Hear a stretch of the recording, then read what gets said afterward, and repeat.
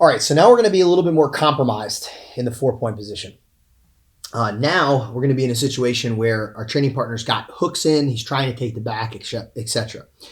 So I'm going to 4-point up, and my training partner is going to be on top. Okay, now let's just make mention real quick as he goes to get on top about the gripping of his hands. Okay, again, we've got to grab with hands underneath the armpits in this situation, or my training partner is most likely going to fall off the top. We're going to have a discussion about that later. All right, but for the time being, he's going to grab underneath the shoulders like so. Second thing he's going to do, you can get off for a second. I guess I'll just show this offensively just so we can see it. Okay. Second thing he's going to do is go short hook, long hook. So we got a short hook and a long hook like so. This leg is in short. Okay, you can see my knee. The other leg is all the way through and deep around my training partner's thigh, okay? So you're hanging off a lot of your body weight towards one side.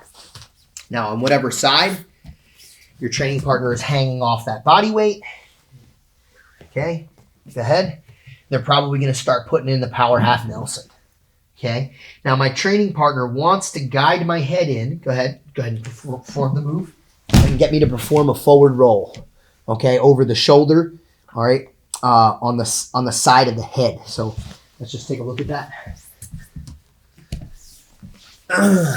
So if he guides my head this way, okay, he's going to try to bring me over this right shoulder. If he guides my head this way, he would be bringing me over the left shoulder. Let's look at that again.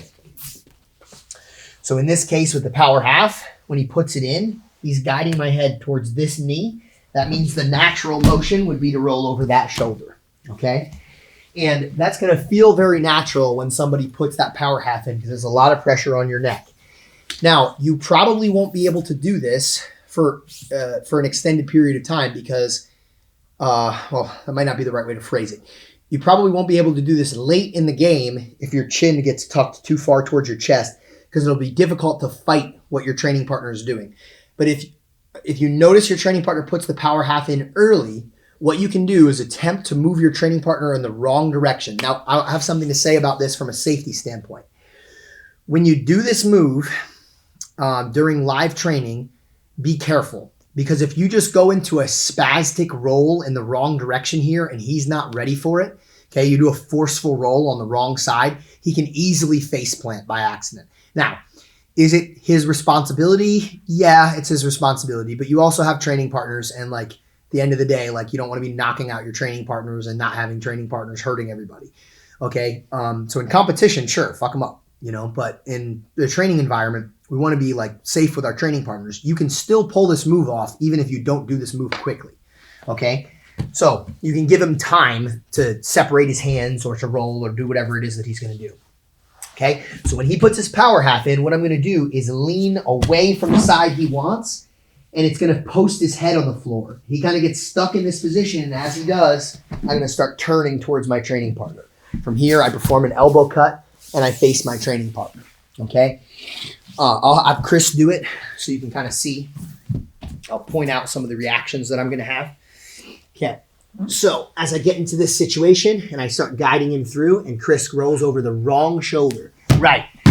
This is one of the main reactions that's going to happen. I'm going to start posting out my hands. When I post out my hands like this and Chris turns his chest towards the ceiling, it's hard to maintain control over the back. That's the main thing that's going to happen. If you do it quickly in competition, pop back up. If you do it quickly in competition, another thing that can happen, and I'm going to do this in the nicest way I can do it to myself. Let's move backwards a little bit. As he goes to roll over the wrong shoulder, go ahead. Right? I'll still have my hands in place and my head will hit the mat. And when my head hits the mat and he goes to turn facing me, that puts a lot of pressure on my face. It's hard for me to hold on. And again, go ahead and just cut and turn towards me. My training partner can cut and face me, all right, and eventually recover from the back control. It's not guaranteed to get you out of the back position, all right, but it's going to be a way less smooth than he would originally have made that roll go. Okay, normally it's going to be a very smooth roll back down to the mat, and I'm going to have 2 hooks in. This is going to make things dicey for your training partner, harder for him to follow you, give you a really good chance to do an elbow cutback as your training partner deals with this, okay? Another thing this can cause, okay, instead of completely going down to the mat, if the moment you feel your training partner post the hand because they're heading the direction they don't want to go and they're getting a little extended, Okay. What you can do is you can get a hold of your training partner's head because they're often a little bit too far off of the body. So I start leaning and I get him to post. If I see his head low towards the mat, I'll grab it. I plant it down on the floor.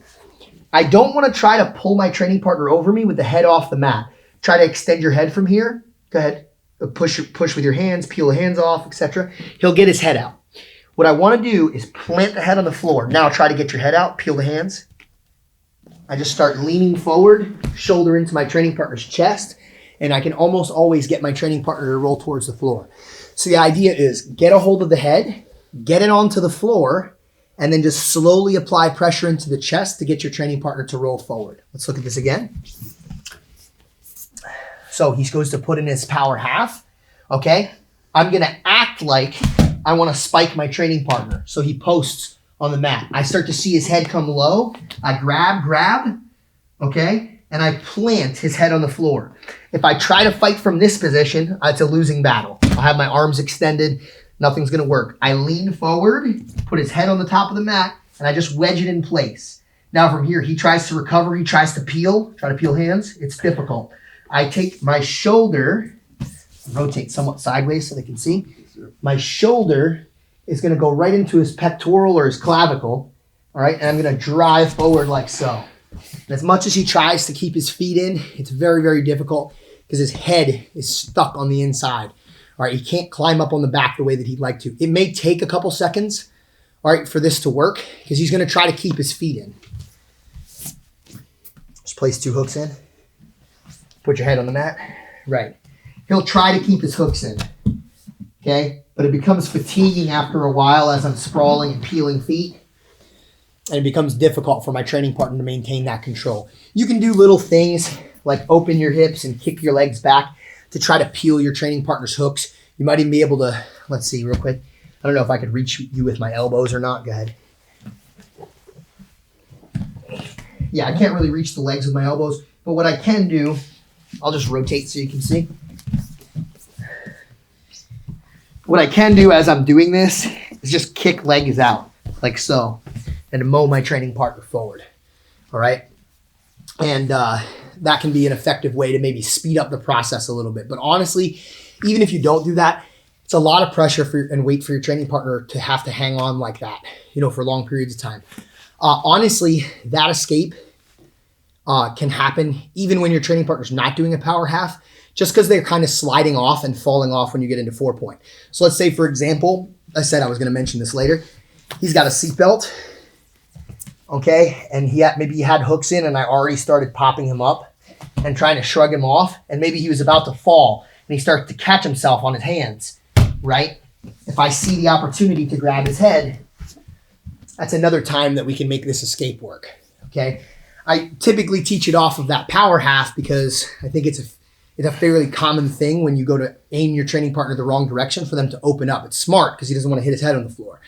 But you absolutely can hit it anytime your training partner's starting to fall off in that short hook, long hook situation, okay?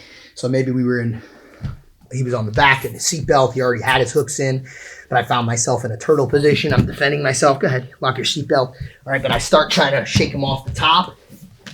Maybe I even butt scoot out a little bit. His head comes down low. I grab the head. I bowl my training partner forward.